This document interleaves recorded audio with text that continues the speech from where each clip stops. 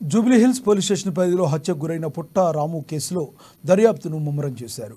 పోలీసుల దర్యాప్తులో ఆ ఇంట్లో అసాంఘిక కార్యకలాపాలు జరుగుతున్నాయని గుర్తించారు. దీంతో కోర్టు ఆదేశాలతో ఖైరతాబాద్ మండలం రెవెన్యూ అధికారులు, Jubilee Hills ACP Venkatagiri, CI, DI సిబ్బంది పర్యవేక్షణలో మొత్తం బిల్డింగ్ను సీజ్ చేశారు. అలాగే ఈ మర్డర్ కేసులో నిందితులుగా ఉన్న వారికి మరో కేసులో జీవిత ఖైదు శిక్ష పడింది.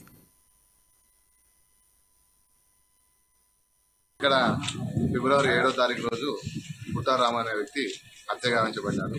దానిలో భాగంగా క్రైమ్ నెంబర్ 138/2024లో ఇక్కడ కేసు రిజిస్టర్ చేయడం జరిగింది. దాని తర్వాత ఇక్కడ కేసు పరిశోధన చేసిన తర్వాత ముద్దాయిలందరినీ అరెస్ట్ చేయడం జరిగింది.